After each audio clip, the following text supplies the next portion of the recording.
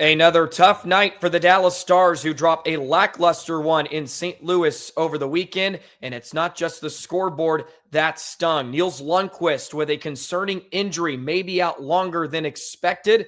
And the Stars desperately need to clean up their defensive mistakes.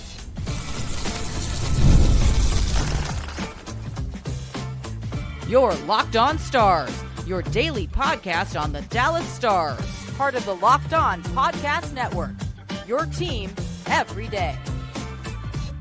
Howdy, Stars fans. I'm Joey Erickson, former producer of 105 Through the Fan. Please be sure to subscribe. We are free and available wherever you get your podcasts and on YouTube. And as always, thank you so much for making us a part of your day and making us your first listen. Welcome back to another week of Locked On Stars, part of the Locked On Podcast Network, your team every single day. Today's episode is brought to you by FanDuel. Download the FanDuel app now by visiting FanDuel.com and win $300 in bonus bets if your first $5 bet wins. The Dallas Stars drop back-to-back games for the first time this season as they fall in St. Louis by a final score of 3-1 Saturday night. What went wrong for the Dallas Stars? We'll dive into that. Plus, Niels Lundqvist suffered an injury against Vancouver since the last time we talked, and he could be out longer than expected. What does that mean for the Stars, who still have work to do in their defensive zone? Plenty to dive into on today's show. Want to thank you for joining us as always. Please be sure to subscribe, hit the notification bell, never miss an episode. Appreciate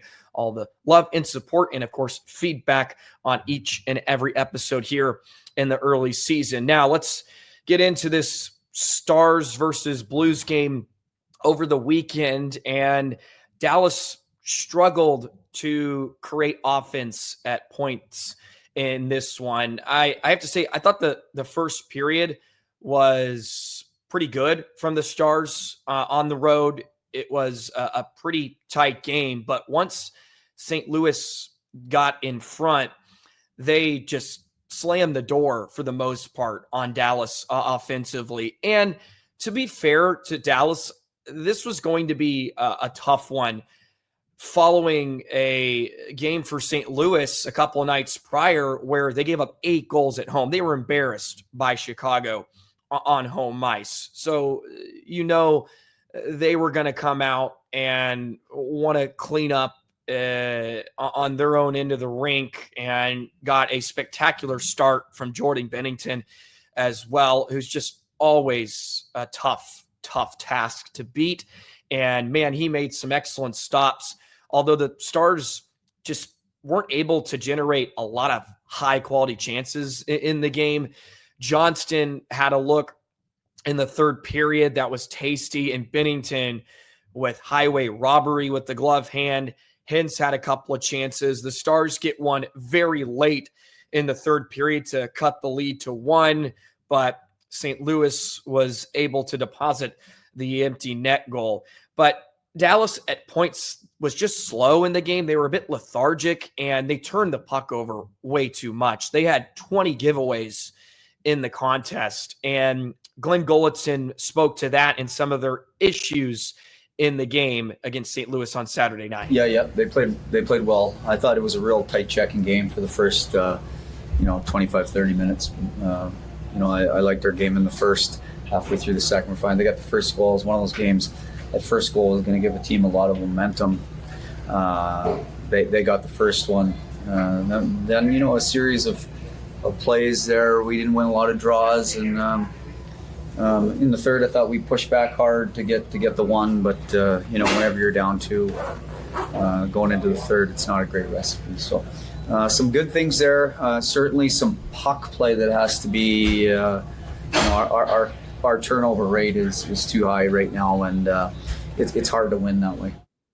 I thought Dallas was really poor between the blue lines. They struggled to make plays and get pucks in deep and go on the forecheck. The fourth line, I thought, had some of the best shifts of the night. And of course, Rantanen and Robo Johnston were spectacular in the game. Of course, Rantanen gets the lone tally from Dallas off a beautiful individual play. He's set up by Wyatt Johnston. But the fourth line seemed to be one of the few trios. Bastian, I thought, had a really strong game that got in and just wore down St. Louis. And the Stars had a good push, as goalie pointed to, but they had 5 shots in the opening 7 minutes of the third period. And the final 13 and a half minutes, 13 and some change, Dallas only had three shots the rest of the way. That's just not going to cut it. And for the most part, St. Louis kept Dallas to the perimeter, and the Stars, again, had some issues funneling pucks on Bennington. The Stars were credited with just 7 high-danger chances in the game, 1.63 expected goals for Dallas. It's, as goalie pointed out, just not going to cut it. It was their lowest expected goal margin so far in the early going this season. They just could not test Bennington enough. In 3 shots, the final 13 and a half minutes, when you're down by 2, again, sort of to bring it back to goalie's point, is not a recipe for success. The second period, man, was just a rough one. Dallas was hemmed in. They were tired. And also, this is where I think you have to give St. Louis some credit, because Dallas spent so much time in their own zone that second period. Well, it's hard to create offense, because by the time you get the puck out, you've probably been out 45 seconds to a minute, and all you can do is clear and get off for a change. That was sort of on repeat for Dallas in the second period. St. Louis had 12 shots in the period. Of course, they collect 2 goals in the middle period. The Stars were outshot 12-5, and it was not winning faceoffs. They really struggled in their defensive zone. The faceoffs ended up being 50-50, but the offensive zone faceoffs for St. Louis heavily in control for the Blues. They just won faceoffs. They stacked shifts, and Dallas was just gassed in that middle period. And the Stars did show some fight early. And it started with that fourth line.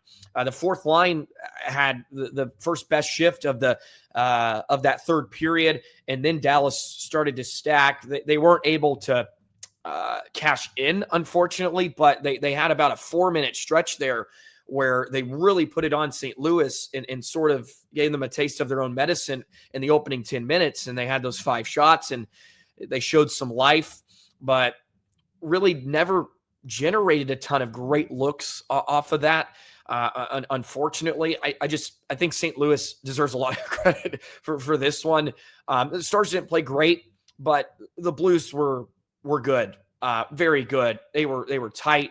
Stars didn't have a ton of room, especially in the attacking third. And when they did get some looks, Bennington was sharp. And Ottinger, he deserves a lot of credit too. Early this season, he's been great.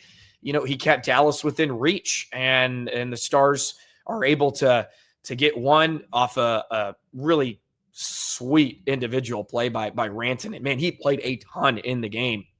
He ended up playing 24 minutes, which was second most by a Star in the game. Miro played almost 25. Rantanen played over 24. And the Stars were trying to find combinations with the injury to Oscar Beck and Ben, and now Lundkvist. Stars are sort of trying to make adjustments on the fly. They had 8 lines in the game, which I don't think is a great sign at points. Although the offense, I'm giving the offense sort of a pass here. I mean, the Stars have scored over 3 goals per game in the first handful of contests. I think the offense deserves a pass. It's the defensive side of the puck. I think Dallas has some more work to do, and we're going to get into that and discuss some of their issues. But I just don't think Dallas was strong on pucks at points. They were just a bit passive and slow, and were outworked at points. They just were outworked by St. Louis, the second period especially, and the Stars pushed back. but down two, it was always going to be an uphill battle with the way St. Louis was defending. They were really, really stout in front of Bennington, and I think deserve a lot of credit. Stars made some plays, but there just wasn't the consistency. It was stretches. It was pockets. And St. Louis deserved to win that one. And like I sort of stated, I think it was going to be a really tough test. They got embarrassed at home, 8 goals put on them by the Blackhawks. They get their number 1 in, and they did a really fantastic job of shutting down a pretty potent offense here in the early going this season. Deserve a lot of credit. Stars have to go back to the drawing board, and they got to find answers. They do here after a couple losses here, one of the blowing a lead variety, and then here where maybe they were just outworked at points, and they trailed and just couldn't claw their way back. Let's get into Niels Lundqvist. Gulutzan had a short little answer on an update for Lundkvist, and it may be more concerning than we initially thought since the last time we chatted. We'll do that in just a moment. Today's episode of Locked On Stars is brought to you by Monarch Money. Let's be honest, most of us can't even name all our financial accounts, let alone what they're worth between 401ks, savings, investments. It's easy to lose track, and that can mean leaving money on the table. That's why I started using Monarch, an all-in-one personal finance tool that brings your entire financial life together in one clean, easy-to-use interface on your laptop or your phone. It helps organize your accounts. You can track your spending, get a better handle of your investments without ever touching a spreadsheet. Monarch's visual dashboards and smart tools make it so much easier to understand where your money's going and how to work harder for you. Maximize your investments. Save a bit more. That way you can go on that trip you've always wanted to go on. You can work with Monarch for yourself, with your partner, with a spouse. Monarch allows you to do what's best for your financial gain. Don't let financial opportunity slip through the cracks. Use the code LOCKEDONNHL at monarchmoney.com for 50% off your first year. That's monarchmoney.com. Use the code LOCKEDONNHL for half off your first year. Niels Lundqvist leaves the game with an upper body injury against Vancouver last Thursday, and he did not finish the game in the third period. And the initial update we got was he was day to day, and then Glenn Gulutzan was asked post-game Saturday about the latest update on Niels, and here's his answer. We're still waiting. We think he's going to be out for a little bit with a lower body injury. I'm not sure on the time frame. We'll know more when we get back to Dallas and talk with everybody there. So he's going to be out for a little bit, whatever that means. But certainly not great, since he has had a really nice start to the year. And now Dallas is going to have to ask Lyubushkin to step up and play some more minutes and some more high leverage minutes, which we know he can do, and he's very comfortable with Harley. And I think Lyubushkin's actually had a really nice start to the season. I think he's been strong. Look, he's a liability at points. Not here to disregard that. Petrovic and Bichel weren't great the other night against St. Louis. They had issues, especially in their own zone, and they just had a weird night. It felt like I think St. Louis was just a bit of a weird night in a lot of ways. Although we're seeing too much of the lapses, things that we saw a lot of last year at points, which is concerning, and hopefully they can clean up.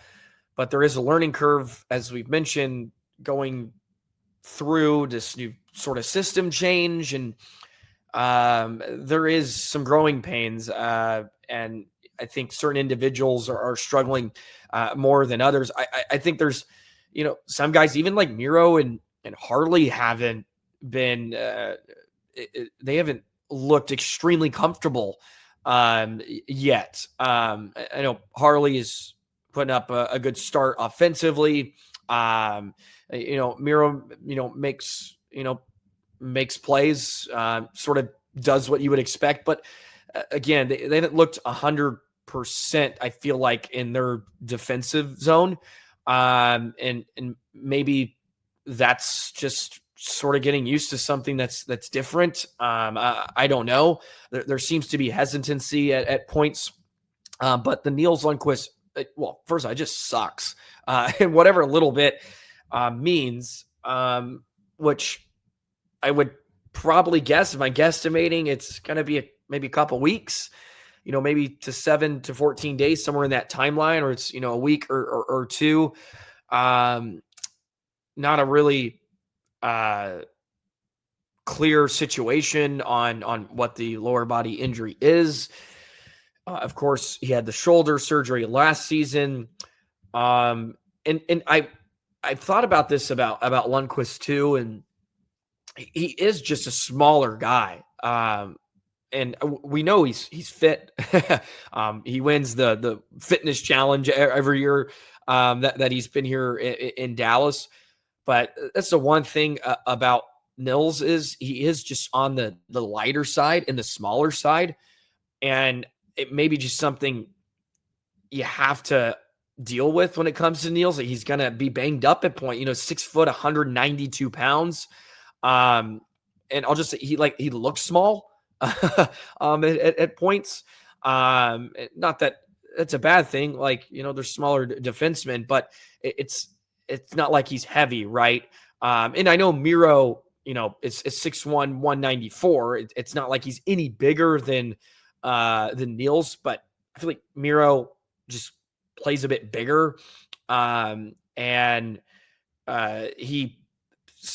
think he's sort of, always played a lot of games in the NHL. He's experienced being hunted by opponents. Like he's learned how to take hits, accept contact and all that stuff, unless, a player dives at his knee, partially dived, partially tripped, whatever you want to call it.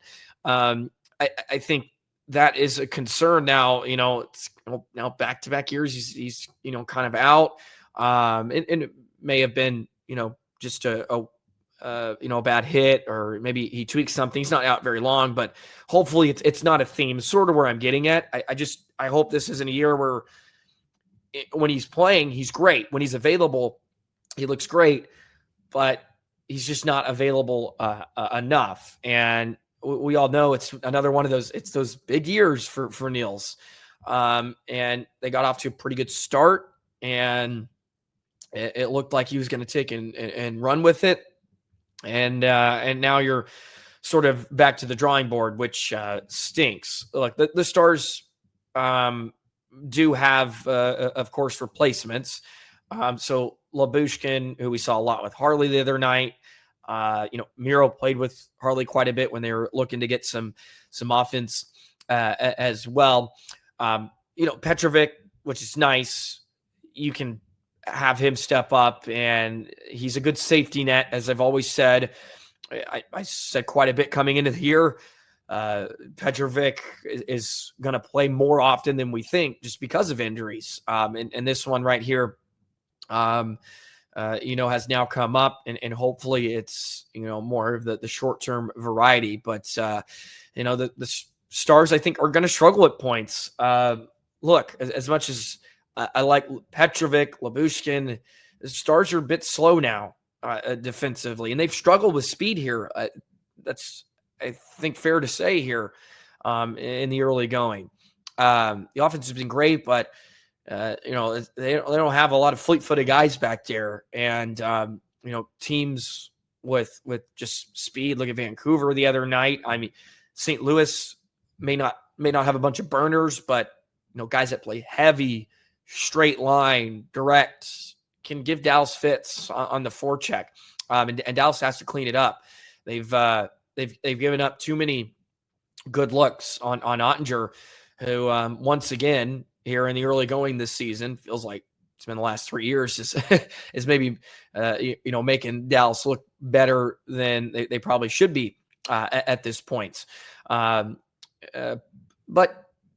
like, it's still early. And Dallas, I think, is finding itself. And with again, 8 lines last night they trotted out there. Like they were really trying to mix it up. There's a lot of different combinations, and there's not a ton of stability. And Beck's hurt. That stings. But I think they need some energy.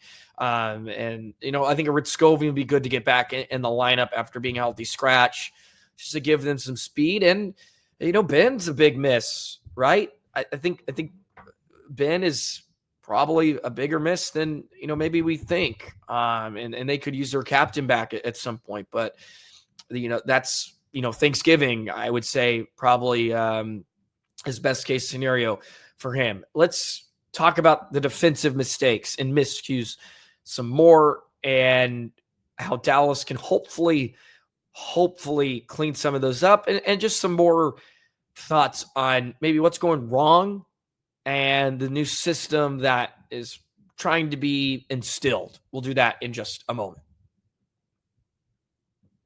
Today's episode of Locked On Stars is brought to you by FanDuel. The NFL season is here, and FanDuel has an offer you don't want to miss. Right now, new customers can bet just $5 and get $300 in bonus bets if you win. That's right. Pick a bet, put down $5. If it hits, you'll unlock $300 in bonus bets to use across the app. FanDuel has so many ways for you to play. You can build parlays, try player props, even follow the live lines during games. It makes watching football even more exciting when you got something riding on the action. Man, I was watching the Dallas Cowboys game this weekend. Imagine how fun that game would have been if you sprinkle a little money on the Cowboys, who put a beat down on the Washington Commanders. Dak Prescott, why not an MVP? He's not even in the top 5 favorites, I believe. So sprinkle a little money on Dak, who's having a heck of a year right now, so you get some great value. Whether you're a casual fan or just love diving into the stats, FanDuel makes the game day experience so much better. So what are you waiting for?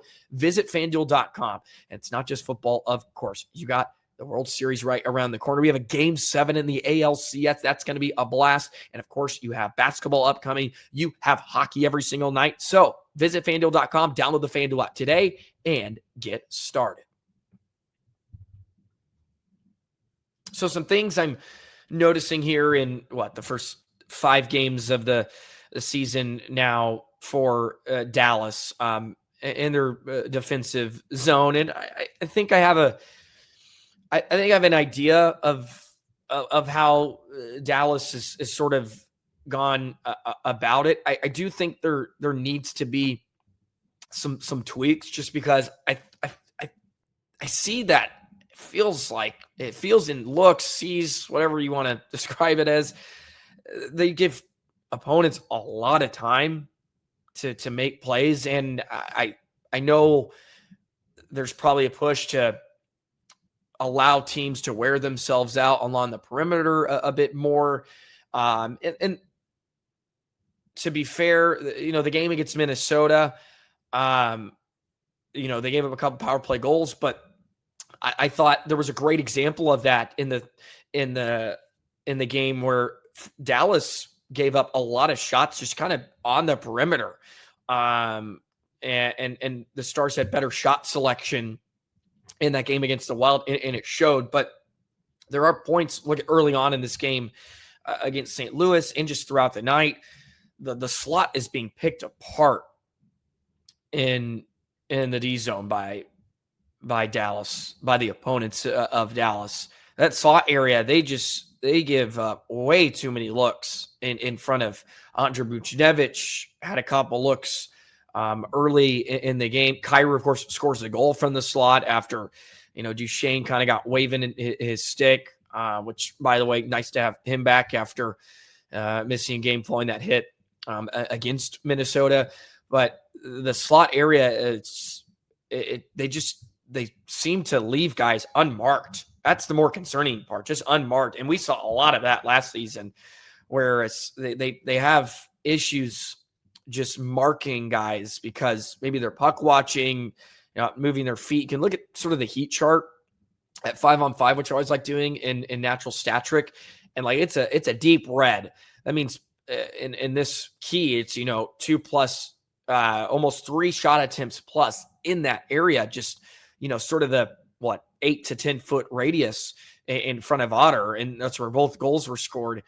And at the other end, Dallas, it's pretty light. They didn't get much, and that has to be shut down. And that's what's been concerning here, where they just haven't been very tidy in their own net. I think some of it too is maybe more self-inflicted than it is opponents. Maybe it's just weak plays up the wall, Stars not connecting on passes, or just straight giveaways. They had, as I mentioned, they had 20 giveaways on the night, 20 to 13. And that, of course, not a good recipe to say the least. And when you're constantly just allowing teams to recycle and stack shifts, it's tough. And Dallas, they had to work hard in the game. They just defended a lot, which makes it harder to create offense. I think, they kind of went hand in hand over the weekend for Dallas. When, you spend a lot of time defending, like, it's that much more work you have to do. You can't spend as much energy attacking, and that showed. But it also has been a problem when Dallas is up, right? We've seen it now, 3 of the first 5 games. They have, strong 2-3 goal leads, and it gets evaporated and cut down quickly in spats because they seem to get passive. I've noticed that they have an issue just putting the pedal down, and hopefully Gulutzan is able to fix that, because you just cannot allow teams to hang around in a league today where it's just teams can rattle off 4 in 5 minutes. And the Stars do that to opponents too, right? Like you do it to teams and they'll do it right back to you. You can't take a shift off. Nobody can. Otherwise you'll get bludgeoned. And well, it's been an issue here for Dallas, and whether they're up in games, whether they're tied, it's the D zone. They've just they've given teams way too much, and they want to be tougher to play against, and we've seen that at points. It's been a roller coaster, and it hasn't been all bad. I think they're in a good spot right now. I really do. I don't want to spend too much time on the negative. It's early, and look, the Stars played some good teams here. like we came into the year thinking like this is a really tough test. If the Stars are 3-2 through 5 games, I would have taken that 100 times. When the schedule's out like that, this is a really good start for Dallas. They have a couple teams here that you feel like they can maybe get a couple points. You got Columbus tomorrow, and then on Thursday or Friday, you have Carolina, who's a good test, but it is at home. So these are some good games, good tests. But I think it's good for Dallas too, right? I really do. I think they need to go through this now. They have LA on Thursday, pardon me, and then Carolina over the weekend. So, but still, 2 of your next 4 games against playoff teams, 4 of your next 6 are against playoff teams. So here you go. Buckle up. I think this is a better actually situation for Dallas to be in than maybe playing a bunch of teams where you feel like you should win. Like these are good, high intensity, compete level games. And they got to be ready. So hopefully they can clean some of that up, because, we've seen it. Think of that opening game. It's Winnipeg. Like they shut down Winnipeg for, 40 minutes. Third period. Yeah, it's all about playing consistent. I think we've seen a pretty consistent product, which is a good thing. And like I said, give the offense a bit of a pass the other night. They just gotta, I think put it all together, which is always a challenge, right? Easier said than done. That's for sure. But yeah, that's some of my thoughts on the Stars D zone and maybe where things need to be tweaked a bit. Just be a bit more aggressive. I feel like, force teams to make negative plays and really get pucks out in a hurry. Especially now with Lundkvist out, like there's not like a lot of premium puck movers the Stars have. So get out in a hurry. Go play at the other end of the rink. All righty, Stars fans. That's going to do it for a Monday edition of Locked On Stars. Thank you, as always, for tuning in, making us a part of your day, part of the Locked On Podcast Network, your team every single day. Like, comment, subscribe. Let me know how you're feeling about the Stars here early this season. Lundkvist, that one stings. Hopefully he is back sooner rather than later. We'll be back tomorrow. Have a bit of a game preview for you as we get ready for the Blue Jackets, and have a great rest of your week, Stars fans. We'll see you in the next episode. So long.